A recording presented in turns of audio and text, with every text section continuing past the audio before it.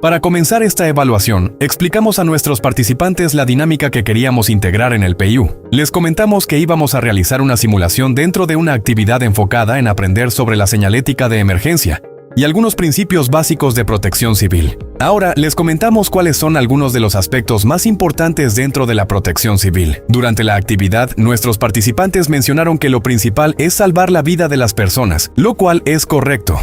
A partir de eso, les explicamos que entre las acciones prioritarias se encuentran el rescate de personas lesionadas y el corte de energía eléctrica, ya que ambas son medidas importantes durante una emergencia. También aclaramos que estas acciones deben ser realizadas por personal capacitado. Después comenzamos aclarando cómo sería actuar en una situación de sismo. Al preguntarles, una de los participantes comentó que pensaba que se dividía dependiendo de si estabas en los pisos de arriba o en los de abajo al momento de evacuar. En parte tenía algo de razón, pero les explicamos que, en realidad, la forma de actuar se divide en dos situaciones, cuando suena la alerta sísmica y cuando no suena.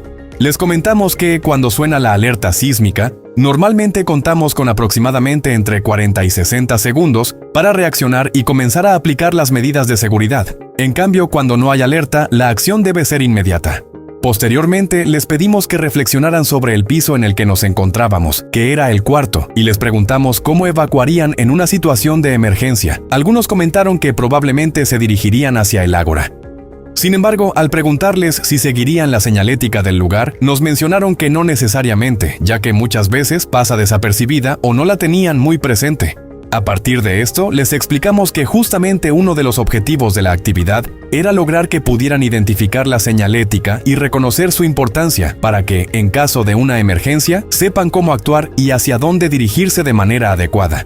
Durante toda la actividad, también les recordamos la importancia de mantener la serenidad y aplicar las medidas básicas de seguridad, conocidas como no correr, no empujar y no gritar, ya que estas ayudan a evitar accidentes y a mantener el orden durante una evacuación. Además, les explicamos que la forma de evacuar puede cambiar dependiendo del lugar en el que nos encontremos dentro del edificio. Por ejemplo, si estuviéramos en el primer piso, la evacuación sería distinta. En cambio, a partir del segundo piso y hasta el octavo, si una persona se encuentra en la parte frontal del edificio, la evacuación debe dirigirse hacia las canchas, mientras que si se encuentra en la parte posterior, lo correcto es realizar un repliegue.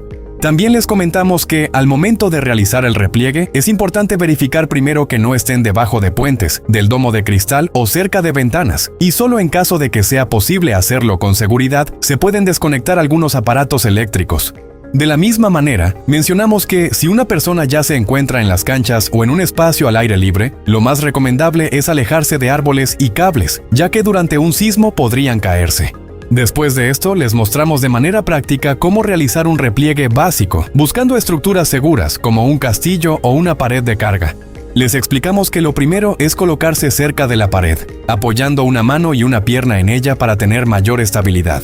Después, deben agacharse colocando la rodilla que queda hacia el exterior doblada y la otra más cerca del piso, manteniéndose en una posición baja. Al mismo tiempo, deben cubrirse la cabeza con las manos para protegerse, mientras permanecen en esa posición de resguardo. Después continuamos hablando sobre el caso de incendio y el protocolo que se debe seguir según Protección Civil. Les explicamos que esta situación se puede presentar de dos maneras: cuando una persona detecta el incendio o cuando comienza a sonar la alarma. En caso de que alguien detecte el incendio, lo primero es mantener la calma y procurar que las demás personas también la mantengan. Después, es importante alejarse del área y activar alguna de las alarmas para iniciar la evacuación. Les comentamos que estas alarmas pueden encontrarse en distintos puntos, incluso en los baños, por lo que cualquiera puede activarse para alertar a los demás. También les explicamos que se pueden utilizar los extintores que se encuentran en los pasillos de la escuela, pero solo si el fuego es pequeño y se puede controlar. Generalmente se cuenta con alrededor de 1 minuto para intentar apagarlo.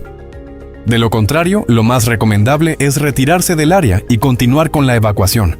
Además, les mencionamos que una vez iniciada la evacuación, no se debe regresar por ningún motivo a las instalaciones, y antes de abrir cualquier puerta, es importante tocarla con el dorso de la mano para verificar si está caliente, ya que eso puede indicar que hay fuego o mucho humo del otro lado. Al abrirla, se debe hacer con precaución para evitar que entre humo de manera repentina. También les explicamos qué hacer en caso de que el fuego alcance la ropa de una persona. En esa situación, lo correcto es tirarse al suelo y rodar, para ayudar a apagar las llamas lo más rápido posible. Además, hablamos sobre qué hacer si hay presencia de humo denso. En ese momento les mostramos con una pequeña ejemplificación que lo recomendable es avanzar agachados o gateando, intentando cubrirse la boca y la nariz para evitar inhalar demasiado humo. Incluso les dimos un ejemplo con una de las participantes que llevaba una bufanda. Les comentamos que en una situación de incendio, si necesitaran abrir una puerta, podrían utilizar una prenda como una bufanda para cubrir la rendija que se encuentra en la parte inferior de la puerta, con la intención de reducir la entrada de humo. Después continuamos con las precauciones ante una posible amenaza de bomba, ya que comentamos que en la unidad ha sido una situación que se ha llegado a presentar en algunas ocasiones. Lo primero que les explicamos es que si una persona observa algo o a alguien sospechoso, lo más importante es avisar de inmediato a una autoridad del lugar, como personal de seguridad, docentes o responsables de la institución, para que ellos puedan activar el protocolo correspondiente. También hablamos sobre qué hacer en caso de recibir una llamada con una amenaza de bomba.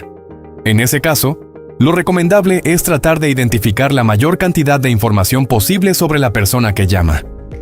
Durante la actividad les preguntamos qué cosas preguntarían, y ellos mencionaron algunas muy acertadas, como por ejemplo, ¿dónde se encuentra el artefacto? ¿A qué hora podría activarse? ¿Y cuál fue el motivo de haberlo colocado? Estas preguntas ayudan a obtener información útil para las autoridades. Además, les comentamos un dato importante. En algunos casos, ciertos artefactos explosivos pueden activarse mediante señales o dispositivos electrónicos, incluso a través de teléfonos celulares, ya que una llamada o señal podría activar el mecanismo del dispositivo. Por eso, en algunos protocolos se recomienda evitar el uso de celulares cerca de un objeto sospechoso hasta que personal especializado revise la situación. Por esta razón, lo más recomendable es alejarse lo más posible del lugar donde se sospecha que puede haber un artefacto, idealmente a una distancia mínima aproximada de 100 metros. Si no es posible alejarse tanto, se sugiere colocarse detrás de estructuras firmes, como paredes, que puedan brindar cierta protección. También les explicamos que, en caso de que hubiera personas lesionadas, es importante aplicar una revisión básica conocida como veo, oigo y siento. Primero, observar si la persona está respirando, fijándose en el movimiento del pecho o del abdomen. Después, acercar el oído para escuchar si se perciben sonidos de respiración. Y finalmente, tratar de sentir el aire que sale de la respiración, acercando la mejilla a la boca o nariz de la persona. Esto ayuda a identificar rápidamente si la persona está respirando mientras llega personal capacitado. Posteriormente realizamos una actividad práctica a manera de simulación, como si formara parte de una dinámica aplicada dentro del PIU. La intención de esta actividad era reforzar de forma más participativa los conocimientos que habíamos explicado previamente sobre cómo actuar ante diferentes situaciones de emergencia. Para esta dinámica participaron Renata, Yaciel y Félix. A cada uno se le entregó una tarjeta que representaba un escenario distinto: sismo, incendio y amenaza de bomba. La idea era que, con base en la información que ya habíamos compartido durante la actividad, ellos pudieran demostrar cómo actuarían en una situación real. Comenzamos con el caso de sismo, que le correspondió a Renata. Primero le pedimos que analizara el espacio en el que se encontraba y que pensara cuál sería la forma más adecuada de resguardarse.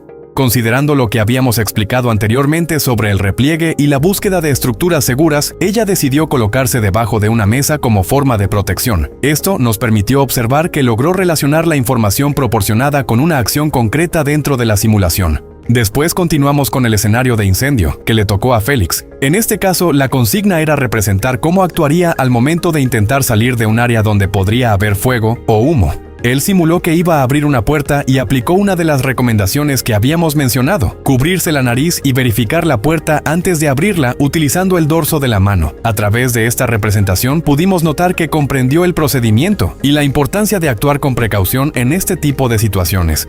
Posteriormente participó Yaciel con el caso de amenaza de bomba. Para esta parte de la actividad, le mostramos durante aproximadamente 5 segundos una imagen de un artefacto explosivo casero. Después de observarla, su tarea consistía en describirla a sus compañeros, tratando de recordar la mayor cantidad de detalles posibles. Esta dinámica buscaba simular la importancia de observar y comunicar información relevante en una situación de riesgo. En su participación, logró describir varios elementos de la imagen de manera clara, lo que facilitó que los demás pudieran comprender cómo era el objeto. Finalmente, como parte del cierre de esta dinámica y para reconocer su participación, les entregamos a los 3 un pequeño regalo simbólico. Con esto buscamos reforzar la experiencia de la actividad y agradecer su colaboración dentro de la simulación realizada.